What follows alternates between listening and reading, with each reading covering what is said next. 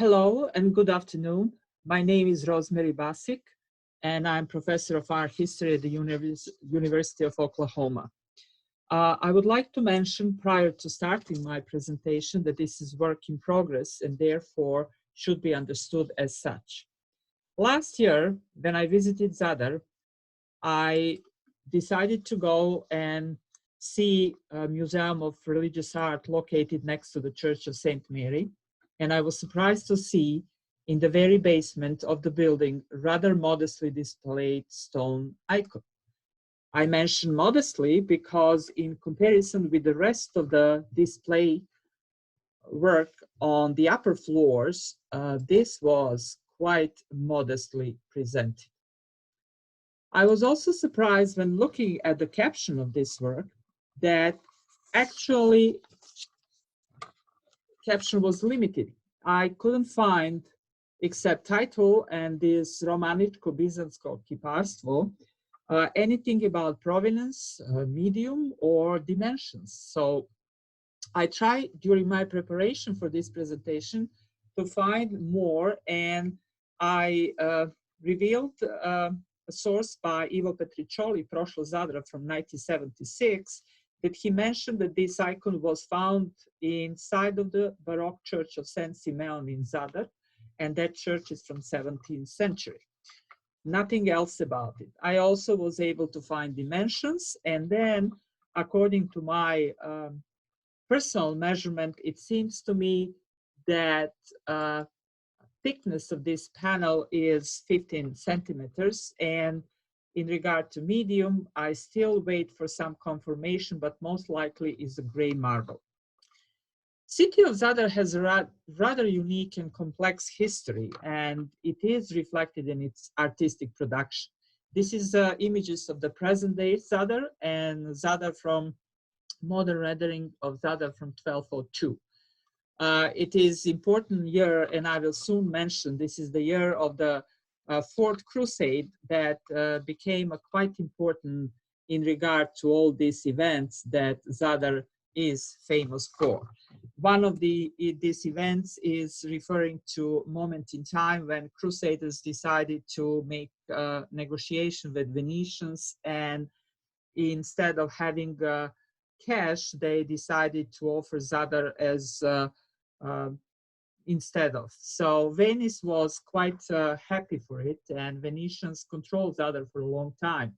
It happened before, but this is something that really marked a very role of Zadar being in a service of Venetians, constantly trying to save trading routes, and also was quite famous for being exposed to some cultural as stylistic references, and we may see that actually when we go into history of Zadar, we may see that there is much more complexity in regard to influences from different sources. If you look at carefully, there is a Franco-Carolingian, there is a Latin Benedictine, and definitely Byzantine. And all this may be seen in a type of work that we usually call Italo-Byzantine. It means that you do have some elements that are not quite Byzantine and they are not quite Western, but actually intriguingly to determine and see what is happening in every single work. It is important to understand that also we are talking about not only two-dimensional panel painting, but stone icons and ivory reliefs, something that are definitely present in Zadar. And Zadar has a very unique collection of early Christian sarcophagi and early Christian art, as well as pre-Romanesque. So everything may be seen and studied, and there is a partially preserved record of Italian and local masters being quite active at the time. When we talk about Italo-Byzantine, is usually interesting to talk about some of the features and characteristics. It was Andrew Keck who published his article in 1913, the Art Bulletin, volume number 12, article titled A Group of Italo-Byzantine Ivories, that summarized some of the elements that are typical for this hybrid style. You have most of the figures presented in a profile. There is a certain features of this profile that foreheads and nose are actually connected with a straight line. There are some rude and crude and maybe sketchy rendering of facial expression. Draperies are also executed in a certain way with not necessarily refined foldings as we may see in some of the typical Byzantine ivories. And also there is a unique type of using ornaments and adapting ornaments for something that we may say a unique taste. So it is interesting also when looking at these elements to examine some of the features of this stone icon, and we may see that Virgin Mary is definitely Byzantine completely. She's dressed in a Byzantine robe with maphorion, as you may see, with a drilled, dotted star visible on forehead and a shoulder. She is supporting in a typical relaxing pose for many nativity, typical Byzantine nativity scenes. And there are nice rendering of folds that you may recognize here partially with otherwise some of the schematic features. What is also interesting is her scale, because she is really dominant and larger in scale and entire composition, and therefore it's following this kind of hierarchy elements in a Byzantine art. Also, if you look at carefully features of the Christ, child is given in a profile, entire body, which is quite unusual for a typical Byzantine work of this time. In the upper register of the icon, we may recognize some of the angels that are given in a little bit rigid poses with a sketchy drapery with no any refinement in regard. And again, if you look at profile of the angels as well as the profile of the shepherds, you can see that straight line that is connected forehead with a tip of nose. There are also elements in the upper lower register of the icon when you can see Joseph and being quite prominent with nicely rendering robe and soft draperies and a carefully done hair that may be considered to be like a pompadour fashion, while midwives, as you may see, are a little bit sketchy and without any refinement, although their profile are according to Andrew Keck's elements of Byzantine style. Child is presented extremely masculine, emphasizing his definite human nature, and in this iconography using apocryphs and bathing child that we occasionally also see in numerous Byzantine icons as well. I was trying to find some interesting comparative material, and I came to discovering this 10th century early Byzantine ivory plaque from the Baltimore Walters Art Museum. And although this is an early work, I found that many of the figures, including angels, as you can see, are given in a profile. And also, one of the interesting elements is that figure of Joseph is having a very nicely rendered, carefully carved hair, similar to Joseph in Byzantine icon.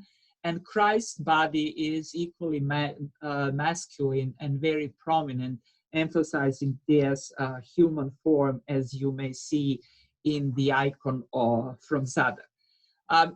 Body of Virgin Mary, although she is presented in a relaxing pose equally to Virgin Mary in the icon, drapery and certain kind of schematic sketchy presentation is here, which I believe is coming from the point that this panel was executed in some of the provincial centers and not a center such as Thessaloniki or, of course, Thessaloniki or Constantinople.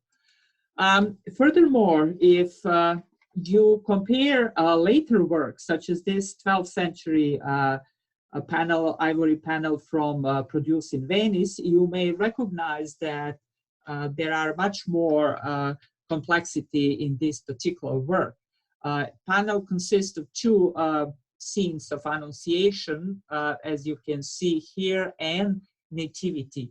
But I found quite surprising that child image of Christ, Christ baby, is absolutely given in profile, which is quite unlikely for the works that we seen in a typical Byzantine iconography. It is also strikingly interesting that hair in both cases and in both figures of ZADAR icon is done in a gentle and very careful manner. And reminded me to images of Christ in early years of early Christian art, such as this one, dogmatic sarcophagus, that is from the first half of the 4th century. And I went back to read again Thomas Matthews' The Clash of Gods from 2003, University of Princeton Press, and find out that many of the figures in these early sarcophagi are having this youthful, beautiful, innocent look of Christ, or a good shepherd type, if you want, that is a kind of continuation of this exploratory early iconography of Christ prior to standardization of mature Christ with a beard. And therefore, in this particular icon, we have that a kind of Christ that is almost like an adult Christ from early sarcophagi. This is just a visual observation, and there is much more to actually explore this and go into details of these particular connections. One of the issues that is quite intriguing is what was the function of this stone icon. And it was Ivo Petriccioli who, in his article from 1979, Dva priloga povijesti Zadarske katedrale, published in Peristil number 22, discussed some of the possibilities that were addressed previously by my former professor Jovanka Maksimovic in her article on the Kamene ikone Zadra that she published in 1974 in a Zbornik Filozofskog fakulteta, book 12. She made several errors regarding provenance, media, and possible function of some of the work she talks about. So Ivo Petriccioli examined other works in order to really come up with the idea of original function. One of the works is Unknown Female Saint from the Cathedral of Saint Anastasia or Stoshia in Zadar that you are looking at. And the other work is also a figure of Saint Anastasia that is from the same material. It's like a pink marble or breccia, and both are from the 13th century. And he concluded that perhaps these were just decoration of the lost octagonal baptistry of the cathedral. Style in both of these works, it's Italo-Byzantine. Figures are dressed in a Byzantine vestment, and they have, according to Petriccioli, a rather Romanesque expression on face. It means that serene and lacking refinement, like some of these 13th century Italian gilded wooden Madonna and Child that are in a typical Romanesque manner. So based on these particular fragments, Petriccioli said that most likely a stone icon from Zadar was used as part of the furnishing of something or decoration of something like you may see Nicolas Pisano's pulpit for the Byzantine from the Pisa Cathedral in 13th century, or Giovanni Pisano or similar work, or that a stone icon maybe was used as part of baptistry font or any kind of a similar church furnishing.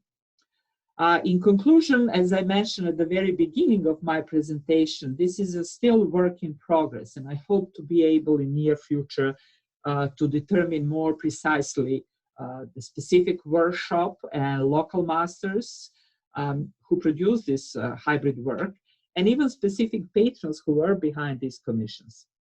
It is my intention to revisit some of the forgotten, under quotation, works that may need another look in order to come up with improved understanding of the nuances of Italo-Byzantine works produced not only in ZADAR and Dalmatia, but in general.